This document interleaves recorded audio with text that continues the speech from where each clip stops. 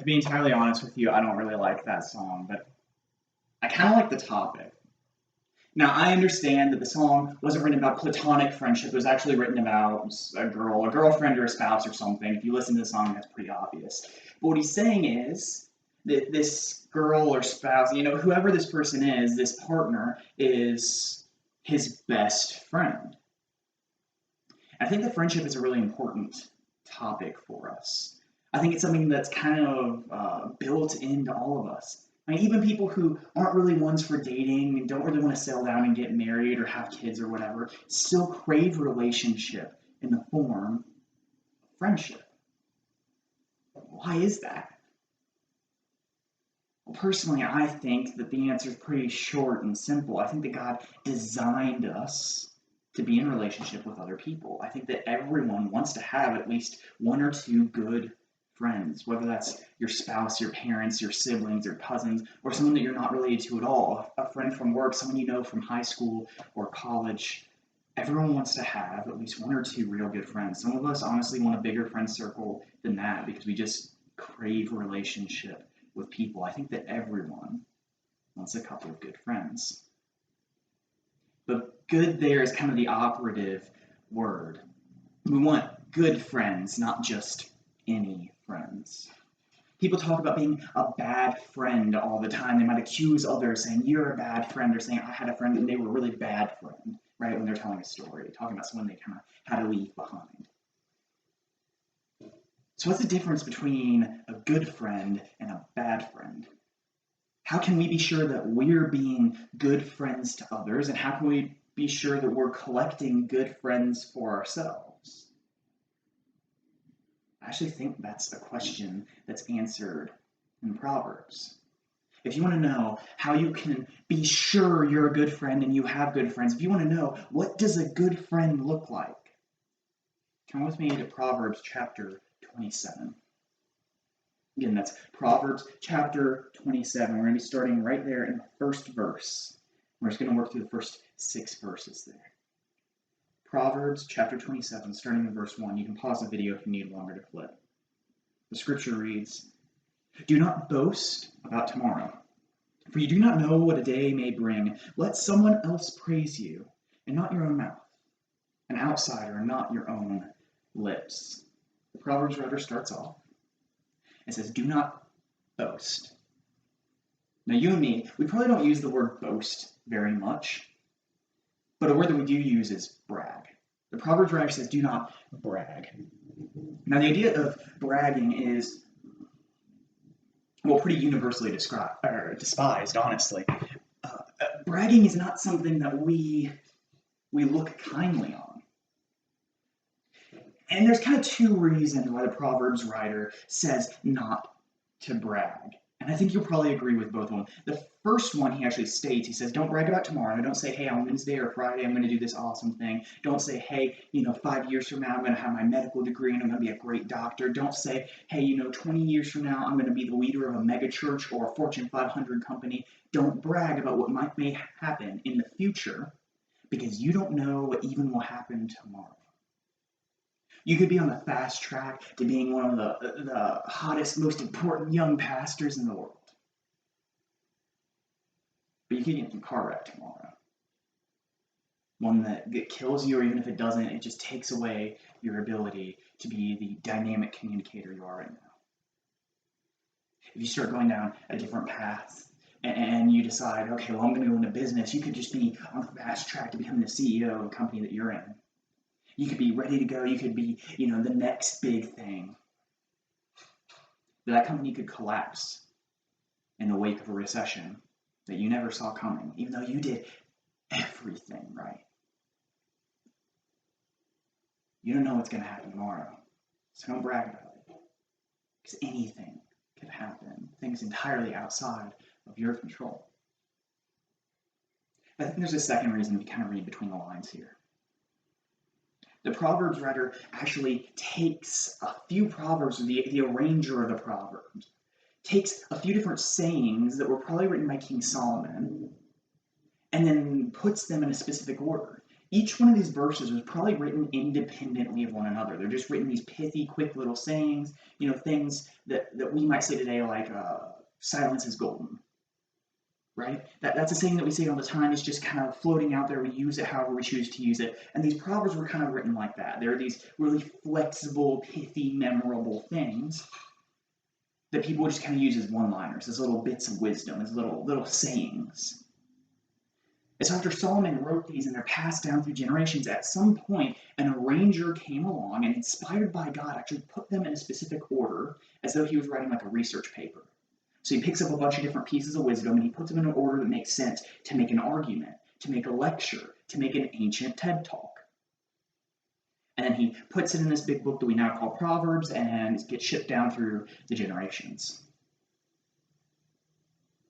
So even though these sayings are kind of independent of one another, the first and second verse actually rely on each other a lot. And actually, if you look all the way down through verse 22 or 21 at the end of the chapter, you'll realize this entire section is actually talking about friendship, about relationships, about how to interact with one another, how to build a good, solid, strong community. And I think in that context, you think about, well, if you want to be a good friend and you want to have good friends, then there's kind of something between the lines that we should understand here. Something that you and I already know. You ready for it? If you're the kind of person that brags about yourself, people don't like you.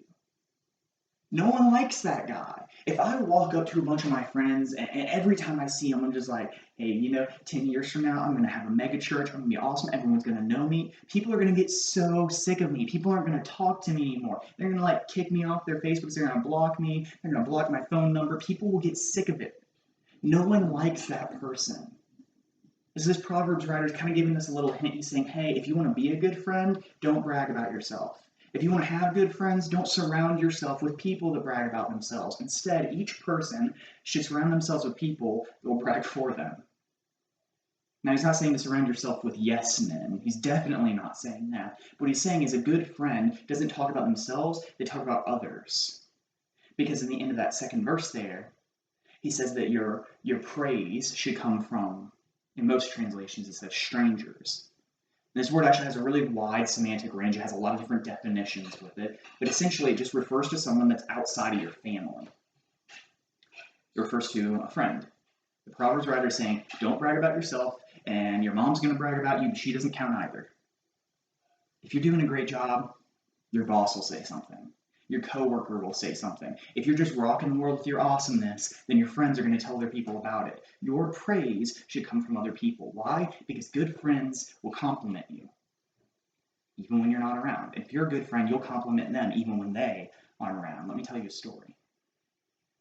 I had a good friend, and me and her had a bit of a falling out a couple of years ago, and it actually lasted for quite a while. We just did not get along. We didn't hang out. It was kind of awkward when we were kind of forced to by mutual friends. But through this, we had a couple that we both were really good friends with. Their names were Levi and Katya. And Levi and Katya were amazing friends. They definitely embodied this. Because whenever I went to them to complain about this girl that I had this falling out with that was also their friend, they'd say, Jason, we understand that you're upset. We understand that you're angry. But she's really a good person. She's really caring, she's really kind, she really invests in people. And actually, after me and this girl kind of smoothed things out and we became friends again, then I realized they'd been doing the same thing to her. Whenever she came to them and tried to complain about me, they'd say, look, we know that you're upset with Jason, but he's a good dude. He cares about people. He's a little intense sometimes, but he's not trying to hurt you. He's just trying to help. Even when we weren't around, even when someone else wanted to gossip and badmouth about us, they looked at each one of us and said, hey, they're a good person. They complimented us even when we weren't around. And that's what good friends do. The first characteristic of a good friend you're looking for is that they'll do the bragging for you. They'll do the complimenting for you. A good friend is one who compliments others, even when they're not around. And the Proverbs writer will actually continue on here and tell us actually some negative characteristics, some things that we don't want in a good friend. In the next couple verses, he'll explain to us that nothing's worse than someone who's angry or jealous. Moving on to verse 3 and 4. The Proverbs writer says, a stone is heavy and sand a burden, but a fool's provocation is heavier than both. Anger is cruel and fury is overwhelming, but who can stand before jealousy? He says, stone is heavy and sand a burden. You know those big, like, 70-pound bags of sand they sell at like Lowe's and Home Depot? Have you guys ever tried to pick those up? Man, those things are heavy. It's not just that they're heavy, but they're like awkward. They kind of shift around and move because sand's super tiny and it's like running around in the bag. And so you try to like pick them up and they're just like shifting and moving, and it's like holding like an 80-pound bag of Jello. It's horrible. And you kind of get it up over your shoulder, you start walking with it. Man, imagine that there's like no wheelbarrow or anything. I used to live up on this big hill in the Appalachian Mountains when I was living with my parents. And if we had a big thing of dog food, or if we were like building a fence outside and we needed to move some cement or some sand for that, I just have to throw things over my shoulder and carry it up the hill. And the Proverbs writer is kind of picturing something like that. Hey, you got this 80-pound bag of sand, you're at Jason's parents' house, you got to throw that bag over your shoulder and just march up that hill. That's going to get pretty heavy, isn't it? Especially if you got to make 2 or 3 or 4 trips. And I think the Proverbs writer here is saying, that's hard work. But I'd rather do that 100 times than deal with a fool that's provoking me. Now, what is a fool's provocation? First of all, we have to understand what a fool is. When we think of a fool, we just think of an idiot. We think of someone who's not very intelligent. We think of someone who we don't think highly of. But Hebrews had a little different definition. The Jewish people that would have wrote and repeated this proverb actually had a much different definition of fool. Throughout the book of Proverbs, a fool is not just someone who's intellectually unintelligent. Actually, their intelligence has nothing to do with it. But they're someone who hates being corrected, always thinks they're right, and is prone to anger. They hate being corrected, they always think they're right, and they're prone to anger. Those are the characteristics of a fool. This is someone who's prideful and has a short temper. And the Proverbs writer is saying, if someone's prideful and short-tempered, they're going to provoke you. They're going to mock you. They're going to insult you. They're going to talk down to you. This is almost the opposite of the last verse, saying that a bad friend is someone who insults you and doesn't think highly of you, doesn't speak well of you. And the proverb arranger throws in another saying right after this. He says, and yeah, anger's bad. Fury is overwhelming. But no one can stand before jealousy. He's saying, as bad as an angry, short-tempered, insulting jerk is, someone who's jealous is even worse. Now, when we think of jealousy, we often think of like jealousy in a romantic sense. Someone that you're really into has a boyfriend and you're just like, man, I'm kind of jealous. Or like someone that you're dating or engaged to or even married, they have that coworker that just keeps hitting on them and you're like, man, I just wish they'd stop, and you get kind of jealous. But that's not the kind of jealousy that the proverb writer is talking about. The type of jealousy that's being discussed here is actually more of an envy, a desire for someone else's possession that does not belong to you. Let me give you a little bit of an illustration. I think just about everyone knows that person, usually just an acquaintance from high school, that as soon as they got out of school, they didn't go to college, they didn't go to trade school, they didn't start working and work their way up the ladder. Their dad or their mom owned a really big business in town. And that business, it was really successful. And so as soon as they graduated high school, or maybe like a year later, they just got handed this like management position. And they're making like 35, 40 bucks an hour, fresh out of high school. And you kind of hear about it, through the grapevine, if you stay in touch with some friends, and you're just like, I'm doing like 4 years, I'm doing like 6 years of school to get a job that pays that well. You're looking at this and you're going, man, that's not fair. And then you get this feeling towards them. It's kind of like anger, but it's more of a, I wish I had what you had. It's more of a, you wish you could just reach out and grab their job and rip it away and take it for yourself. You wish that you were getting treated like that you didn't have to work for your success. And that feeling, it's jealousy, it's envy. And the Proverbs writer says, it's bad enough to have an angry friend. What's worse is having a jealous friend, because you cannot have a relationship with someone if you're jealous of them.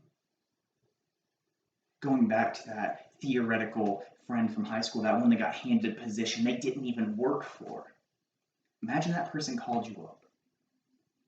He said, hey, I just really wanted to take you out for lunch. I just wanted to catch up, just want to let you know, what's going on in my life. And you're kind of like on the phone, you're like, nope. Some of you probably would do that. You just be like, I don't even want to see his face, and you just hang up. But some of you would be like, all right, yeah, sure. And you go, and you're hanging out, you know, he picks up the bill and everything, but you're still angry. Even though, you know, he's a friendly dude, you know, he makes a bunch of fun jokes, he's a nice guy to hang around, you never really had any problems when you saw each other in high school. There's just a little bit of your heart that's just eating away at you. Because you're just like, man, this guy didn't work for a thing that he has. It's not fair. And I wish that I had everything that he had. You can never have a relationship with that person, could you?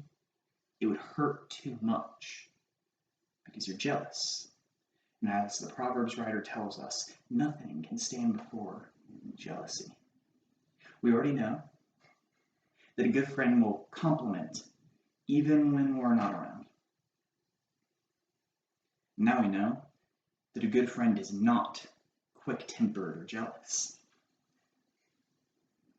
But there's one more bit of advice here that the Proverbs writer has for us. The Proverbs a ranger has put into his ancient TED Talk. And it's in the next two verses.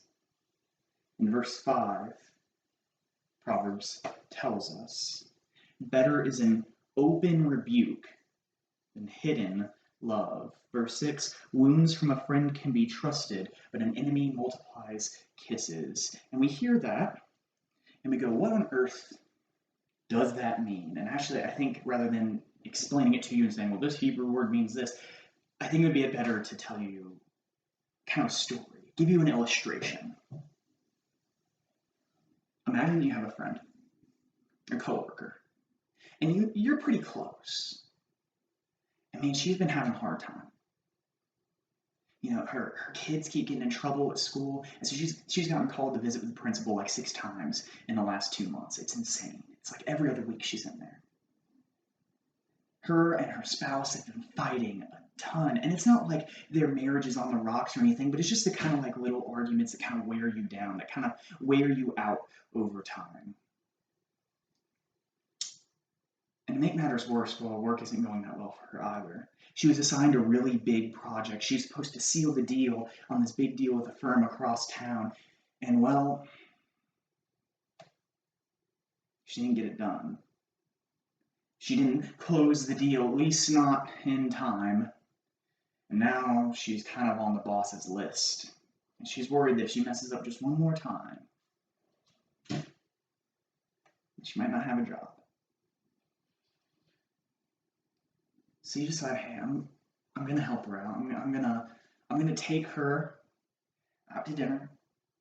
You know, me and my wife or girlfriend or fiance, whoever. We're gonna take her out to dinner. We're gonna be super nice to her. We're gonna pick up the bill. We're just gonna try to help her relax a little bit. And you realize she's really on edge. So when you show up at the restaurant and she kind of snaps at the hostess, then you kind of let it go. But then as the night wears on, you realize she's being really rude to the waiter, too. She's complaining about her food really loudly, but only when he walks by. She's getting after him every time that he comes to the table to refill the drink, saying, well, it took you long enough. And then when the bill comes, then she very loudly, before he even has time to get out of earshot, says, I don't think he deserves a tip. What would you do in that situation? Would you stay quiet and preserve the peace? Would you say, well, she's had a hard week and just kind of excuse it? Or would you lean over, maybe at the table, maybe you wait until you're leaving the restaurant, just kind of lean over and say, hey, I know that things have been really hard. It's not the hostess's fault. It's not the waiter's fault. They're just trying to make a living just like you and me, so I'd really appreciate it if you could show them just a little bit more kindness. I think a lot of us would actually go for the first option. We'd say that being a good friend means keeping the peace, but the Proverbs writer actually says the opposite. He says an open rebuke is better than hidden love. Let me translate that for you. If you really love someone, if you really care about them, you'll tell them when they're doing something wrong. What the Proverbs writer says is in that situation, if your friend's just being a jerk to the hostess, being a jerk to the waiter, you should gently and lovingly look at her and say, hey, I care about you, and I know that things have been hard, but you can't act this way. It's not okay. Why?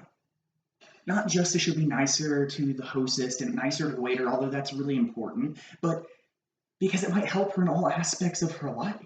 She might realize I shouldn't take out things from work on my kids or on my husband. And she might learn a lesson. It might make her a better person. And yeah, you're risking a lot because she could blow up and then she could start a fight. You could go into the office the next day and she could be spreading rumors about you, saying you were just so mean at dinner the other night. You could get a reputation as that person that thinks you're better than others, even though you're just trying to help them out.